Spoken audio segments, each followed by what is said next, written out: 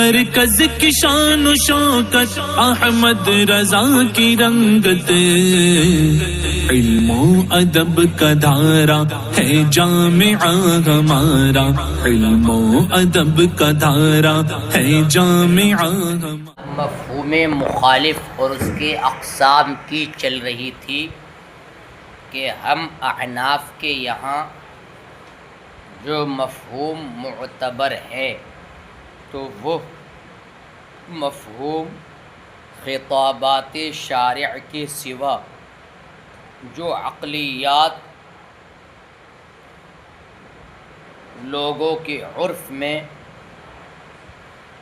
یہ ان تمام میں اس مفہوم اور اس کی اقسام کا اعتبار کیا گیا ہے۔ اس کی مثال مشہور زمانہ نور الانوار اور اس کی شرح میں ہم لوگوں نے پڑھی ہے کہ جب وہاں وجوہ فاسدہ کا ذکر شروع ہوتا ہے، اور بھی دیگر لوگوں نے اس کی مثالیں یہی پیش کی ہیں۔ ایک مثال یہ پیش کی ہے کہ الماء من الماء، یہ روایت ہے حدیث رسول صلی اللہ علیہ وسلم ہے، اور اخرجہ الترمذی وغیرہ، امام ترمذی وغیرہ نے اس حدیث پاک کو تخریج کیا ہے۔ تو کہا ہے الماء من الماء، نبی کریم صلی اللہ علیہ وسلم نے فرمایا کہ پانی پانی سے ہے۔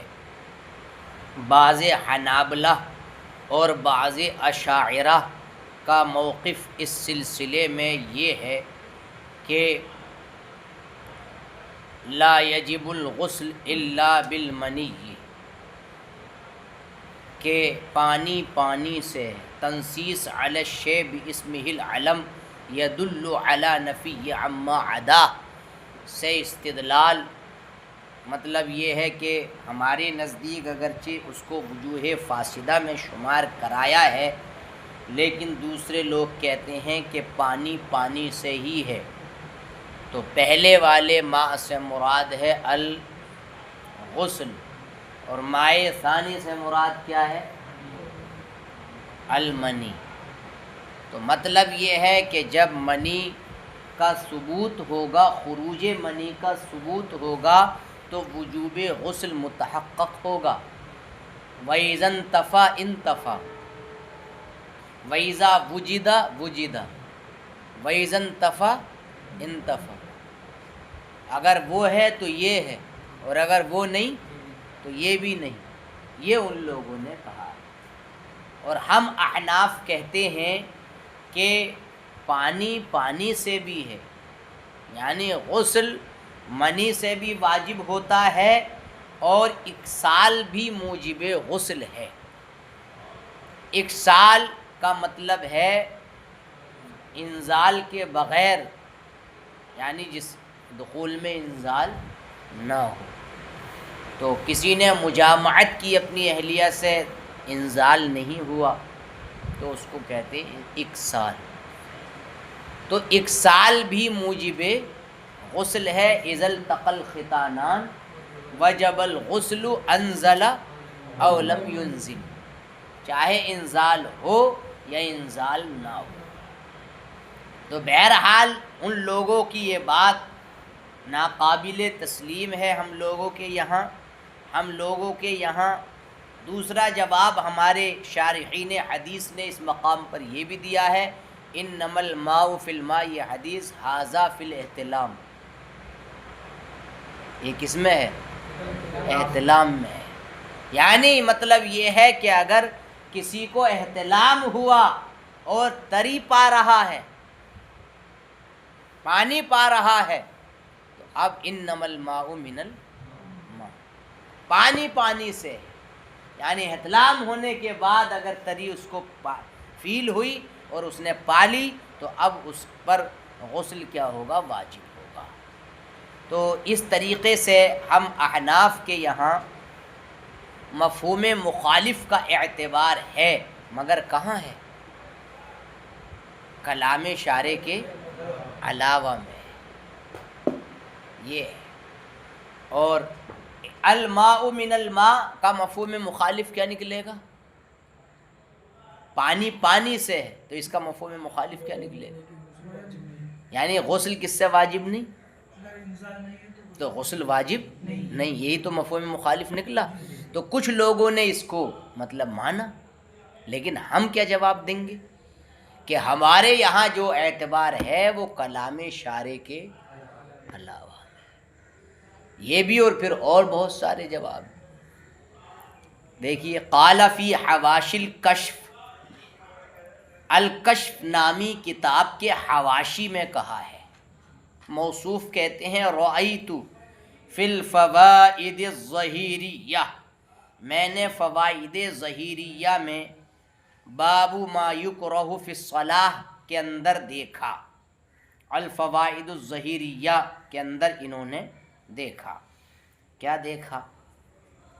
ان الاحتجاج بالمفہوم یجوز، مفہوم مخالف سے اپنے اقسام کے ساتھ اس سے دلیل قائم کرنا یہ بلا شبہ جائز ہے۔ شمس الائمہ سرخسی نے السیر الکبیر کے اندر اس کو کیا کیا ہے؟ ذکر کیا ہے، اور کہا ہے بنا محمد مسائل السیر علی الاحتجاج بالمفہوم، امام محمد نے سیر کے مسائل کی بنا کس پر کی ہے؟ مفہوم مخالف سے دلیل لانے پر۔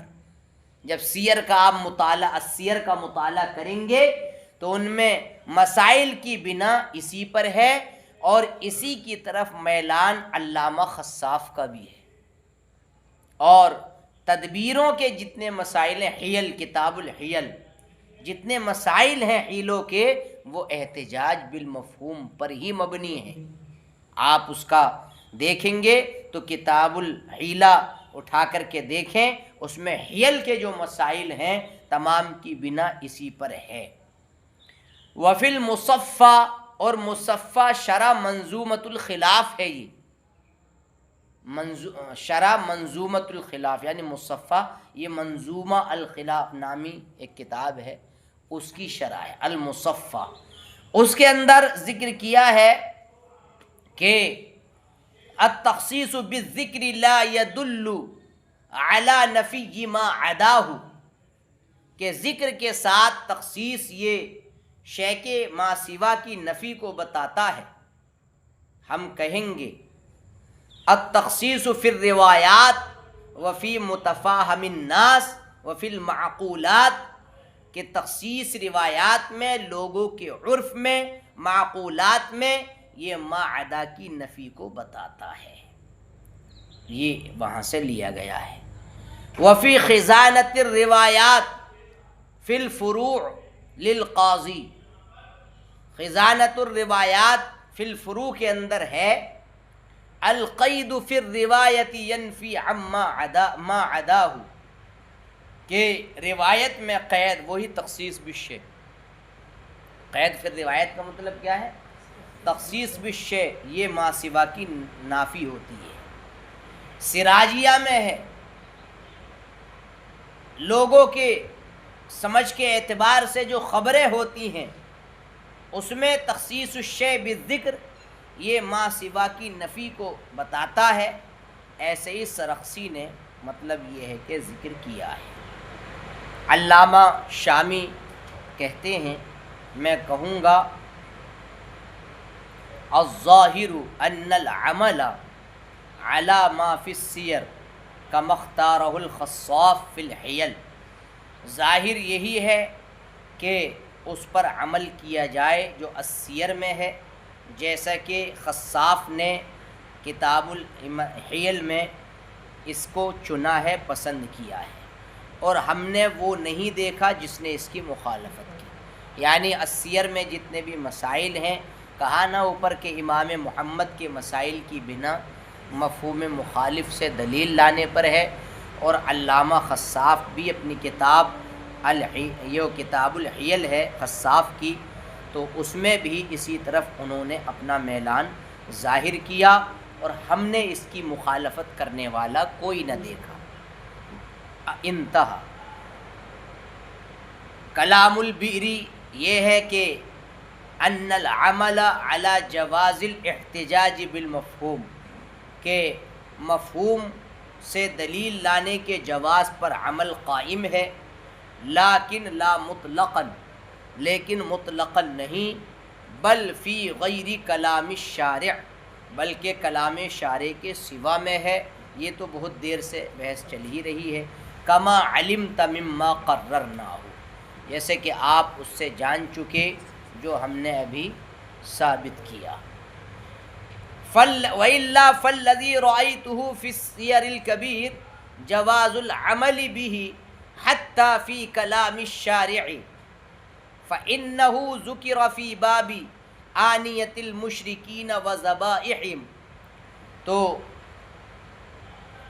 بیان یہ کیا گیا ہے کہ اسی پر عمل ہے کہ مطلقاً نہیں بلکہ کلام شارع کے سوا میں، جیسے کہ گزشتہ تقریر سے واضح اور ظاہر ہوا، لیکن فرماتے یہ ہیں کہ ورنہ تو میں نے اس کو السیر الکبیر میں یہ دیکھا ہے کہ مفہوم سے دلیل لانا جائز ہے، مفہوم مخالف سے دلیل لانا جائز ہے، یہاں تک کہ کلام شارع میں بھی دیکھا ہے میں نے۔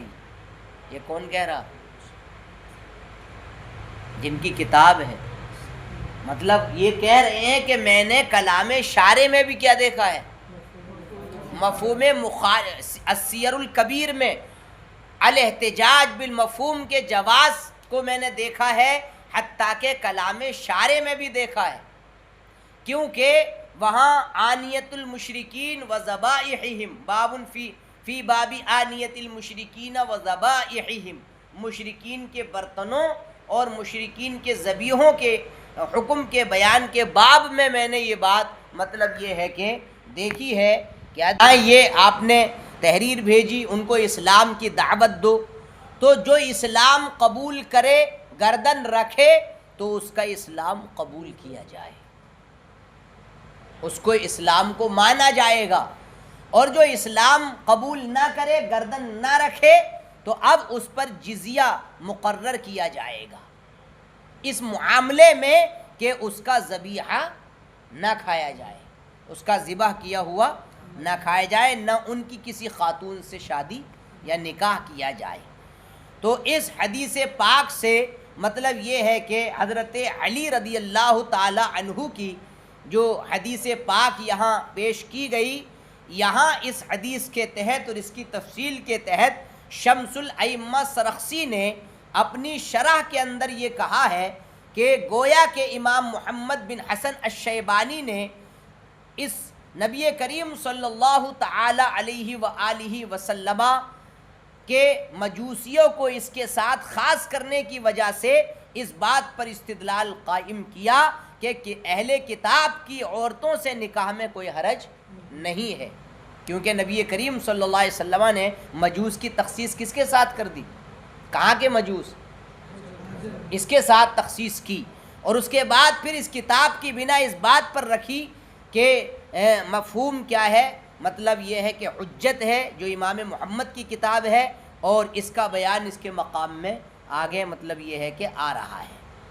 سمجھیے کہ اتنا پہلے دیکھا جائے تو قال شمس الائمہ سرخسی فی شرحہ، تو شمس الائمہ سرخسی نے اپنی شرح میں کہا ہے کہ گویا کہ امام محمد نے استدلال کیا اس بات سے کہ رسول کریم صلی اللہ تعالیٰ علیہ وسلم کی مجوس کو اس کے ساتھ تخصیص سے یا خاص کرنے سے امام محمد نے استدلال کیا اس بات پر کہ اہل کتاب کی عورتوں سے نکاح میں کوئی حرج نہیں ہے، کیونکہ انہوں نے اس کتاب کی بنا اسی پر رکھی ہے کہ مفہوم مخالف کیا ہے؟ حجت ہے۔ ثم قال بعد 4 ابواب فی باب ما یجب من طاعت الوالی فی قول محمد، پھر اس کے بعد فرمایا 4 ابواب کے بعد، کس نے فرمایا؟ شمس الائمہ سرخسی نے اپنی شرح میں فرمایا، اور کون سے باب کے اندر؟ باب ما یجب من طاعت الوالی، یعنی والی کا کہنا ماننا کیا ہے؟ واجب ہے۔ اس میں کہا کہ لو قال مناد الامیر من اراد العلف فلیخرج تحت لواء فلان فہذا بمنزل پر ہے اسی بات پر ہے کہ مفہوم مخالف حجت ہے، اور مذہب کا ظاہر ہمارا یہ ہے کہ مفہوم مخالف کیا ہے؟ حجت نہیں ہے۔ ظاہر مذہب یہ ہے کہ ان المفہوم لیس بحجہ مفہوم الصفت و مفہوم الشرط فی ذلک سواء۔ دیکھیے پھر یہ دیکھیں، ثم قال بعد اربعۃ ابواب فی باب ما یجب من طاعۃ الوالی، پھر اس کے بعد علامہ شمس الائمہ سرخسی نے اپنی شرح کے اندر باب ما یجب من طاعۃ الوالی میں کہا ہے، امام محمد کے قول میں، کہ اگر منادی یعنی یہ پکارے جو یعنی علف چاہے تو وہ فلاں کے جھنڈے کے نیچے نکلے، تو یہ ممانعت کے درجے میں ہے، یعنی اس بات سے ممانعت کے درجے میں کہ وہ جھنڈے والوں سے جدا نہ ہو تاکہ ان کے ساتھ نکلنے کے بعد۔ وقد بینا انہ بنا ھذا الکتاب، اور ہم بیان کر چکے ہیں کہ اس کتاب کی بنا کس پر ہے؟ کہ مفہوم حجت ہے، اور مذہب کا ظاہر ہمارے نزدیک یہ ہے کہ مفہوم مخالف حجت نہیں ہے، اور مفہوم صفت اور مفہوم شرط اس میں برابر ہیں۔ لیکن فرماتے ہیں وَلَكِنَّهُ اُعْتُبِرَ الْمَقْصُودُ الَّذِي يَفْهَمُهُ أَكْثَرُ النَّاسِ، لیکن اس میں اس مقصود کا اعتبار کیا گیا ہے اس موضوع میں کہ جس کو اکثر لوگ سمجھتے ہیں، یعنی جس بات کو اکثر لوگ سمجھتے ہیں اس مقصود کا اعتبار کیا گیا ہے۔ وجہ اس کی کیا ہے؟ لِأَنَّ الْغُزَاةَ فِي الْغَالِبِ، غازی کی جمع، کیونکہ لڑاکو اور مجاہدین اکثر و بیشتر وہ علوم کے حقائق سے واقف نہیں ہوتے ہیں جو لڑنے والے ہوتے ہیں، اور یہ کہ ان کا امیر یعنی وَأَنَّ أَمِيرَهُمْ بِهَذَا اللَّفْظِ إِنَّمَا نَهَى النَّاسَ عَنِ الْخُرُوجِ، یعنی امیر نے اس لفظ کے ذریعے لوگوں کو کس سے منع کیا؟ خروج سے، مگر فلاں کے جھنڈے کے نیچے، مطلب فلاں کے جھنڈے کے نیچے جاؤ تو اس سے جدا مت ہونا۔ تو وہ نہیں جو دلالت کلام سے معلوم ہو گئی ہے، وہ منصوص کی علیہ کی طرح ہو گئی، یعنی مطلب کلام کی دلالت کی بنیاد پر جو نہیں پتہ چل رہی ہے، بھائی نہیں کیا پتہ چل رہی ہے؟ جدا ہونا منع ہے، تو گویا کہ یہ نہیں منصوص علیہ کی طرح ہے، یعنی اگرچہ مفہوم مخالف کے طور پر ہم نے اس ممانعت کو سمجھا ہے، مگر درجے میں کس کی طرح ہے؟ منصوص علیہ کی طرح۔ انتہا، یہاں تک یہ بات معلوم ہو گئی۔ ومقتضاہ، اور اس کا سارے کا سارا تقاضا یہ ہے کہ ان ظاہر المذہب ان المفہوم لیس بحجت، کہ ظاہر مذہب یہ ہے کہ مفہوم حجت نہیں ہے، مفہوم حجت نہیں ہے، حتی فی کلام الناس، یہاں تک کہ لوگوں کے کلام میں، یعنی لوگوں کے کلام میں مفہوم کیا ہے؟ مطلب ان المفہوم لیس بحجت حتی فی کلام الناس۔ ظاہر مذہب سے یہ پتہ چلا نا بھائی، ظاہر مذہب ادھر بتایا کہ مفہوم حجت نہیں ہے اپنی جمیع اقسام کے ساتھ، تو لوگوں کے کلام تک میں حجت نہیں ہے۔ کیوں؟ لأن ما ذکرہ فی ھذا الباب من کلام الامیر فہو من کلام الناس، اس لیے کہ علامہ شمس الائمہ سرخسی نے جو ابھی عبارت مطلب یہ ہے کہ ذکر کی ہے باب ما یجب من طاعت الوالی فی قول محمد کے اندر، تو اس میں جو یہ کہا ہے وہ کلام ناس ہی تو ہے۔ من اراد کیا لفظ تھا؟ علف یا علف وغیرہ، تو وہ کلام امیر تھا، فہو من کلام الناس، وہ کلام ناس سے ہے، لا من کلام الشارع، کلام شارع نہیں ہے وہ۔ وہذا موافق لما مر عن الاشباہ، یہ اس کے موافق ہے جو اشباہ سے گزرا۔ الاشباہ سے کیا گزرا؟ ادھر اس سبق میں جو آیا تھا اشباہ میں کہ الاحتجاج بالمفہوم لا یجوز فی کلام الناس، یہ عبارت آئی تھی کہ احتجاج بالمفہوم فی ظاہر المذہب، ظاہر مذہب میں احتجاج بالمفہوم جائز نہیں ہے، یہاں تک کہ لوگوں کے کلام میں بھی۔ والظاہر ان القول بکونہ حجتا فی کلامہم، اور ظاہر یہ ہے کہ مفہوم مخالف کا حجت ہونا لوگوں کے کلام میں قول المتأخرین، یہ بات کے لوگوں کا فرمان ہے۔ جیسے پتہ چل گیا تھا، پیچھے کہا تھا قلتو، میں کہوں گا، وہ جواب جو دیا تھا الاشباہ کا اعتراض نقل کیا تھا، پھر جواب کہ میں کہوں گا، یہ وہ ہے جو متأخرین کا ہم نے بیان کیا ہے۔ تو دیکھیے کما یعلم، جیسے کہ شرح تحریر کی عبارت جو گزر چکی اس سے پتہ چل رہا ہے، اور شاید کہ ان لوگوں کا مستند اس معاملے میں وہ ہے جو ابھی ہم نے السیر الکبیر سے کیا کیا؟ نقل کیا ہے، کیونکہ السیر الکبیر یہ ظاہر الروایہ کی کتابوں میں سے ہے جو 6 کتابیں ہیں، بلکہ تصنیف کے اعتبار سے سب سے لاسٹ میں ہے، اور اس پر عمل کرنا ہے، جیسے کہ ہم نے اس کو نظم میں پہلے ذکر کر دیا۔ خلاصہ یہ ہے ان العمل الان على اعتبار المفہوم فی غیر کلام الشارع، خلاصہ یہ ہے کہ اس وقت مفہوم کے اعتبار کو لیا جائے گا لیکن کلام شارع کے سوا میں لیا جائے گا، لأن التنصیص علی الشیء فی کلامہ، اس لیے کہ ان کے کلام میں شے کو صراحت کے ساتھ ذکر کرنا، اس سے یہ لازم نہیں آتا ہے کہ اس کا فائدہ اس کے ما سوا سے کیا ہو، نفی ہو۔ لأن کلامہ معدن البلاغہ، کیونکہ شارع کا کلام کیا ہے، بلاغت کا کان، یعنی ایک جملہ اور اس سے جوامع کلم بہت سارے مفہوم اور بہت سارے معانی نکلتے ہیں، فقد یکون مرادہ غیر ذلک، تو کبھی کبھی اس کی مراد، شارع کی مراد یعنی اس کا غیر بھی ہوتا ہے۔ کما فی قولہ تعالی، جیسے کہ ارشاد باری تعالی، وربائبکم اللاتی فی حجورکم، جب محرمات ابدیہ کا ذکر کیا گیا تو اس میں یہ بھی آیا کہ تمہاری وہ ربیبائیں جو تمہاری گود میں ہیں وہ بھی تم پر کیا ہے، حرام ہیں۔ تو یہ حجورکم جو قید ہے یہ ایسا تھوڑی ہے کوئی قید احترازی ہے کہ جو ربیبہ گود میں نہ ہو وہ معاذ اللہ کیا ہے، حلال ہے، ایسا نہیں ہے، بلکہ ربیبہ چاہے گود میں ہو یا گود میں نہ ہو بہر صورت کیا ہے، حرام ہے۔ تو پھر قید کا فائدہ کیا ہے؟ یہاں یہ مثال دینا چاہتے ہیں کہ شارع کے کلام میں تنصیص علی الشیء یہ ہمیشہ نفی معدہ پر، بلکہ اس کا فائدہ اس کے علاوہ اس کی مراد اس کے سوا بھی کچھ اور ہوتی ہے، جیسے کہ یہ فإن فائدۃ التقیید بالحجور، کیونکہ حجورکم کی قید کا فائدہ یہ اس بات کا ہے کہ غالب ربائب میں یہی ہے، کیا گود میں ہوتی ہیں، زیادہ تر ربائب گود میں آتی ہیں، زیادہ غالب یہی۔ وَأَمَّا كَلَامُ النَّاسِ، لیکن لوگوں کا کلام اس خصوصیت سے کیا ہے، خالی ہے۔ فَيَسْتَدِلُّ بِكَلَامِهِمْ فَيُسْتَدَلُّ بِكَلَامِهِمْ، تو لوگوں کے کلام سے مفہوم پر استدلال کیا جائے گا کیونکہ وہ لوگوں میں مشہور ہے۔ وَقَدْ صُرِّحَ فِي شَرْحِ السِّيَرِ الْكَبِيرِ، اور السیر الکبیر کی شرح میں یہ صراحت کی جا چکی ہے کہ عرف کے ذریعے جو چیز ثابت ہے وہ ایسے ہی ہے جیسے کہ نص کے ذریعے ثابت ہے، اور یہ چیز فقہا کے قول المعروف کالمشروط کے قریب ہے، لہٰذا اس وقت جو عرف سے جو چیز ثابت ہوگی تو گویا کہ اس کے قائل نے اس کی صراحت کر دی ہے، فَيُعْمَلُ بِهِ، تو اس پر کیا کیا جائے گا، عمل کیا جائے گا۔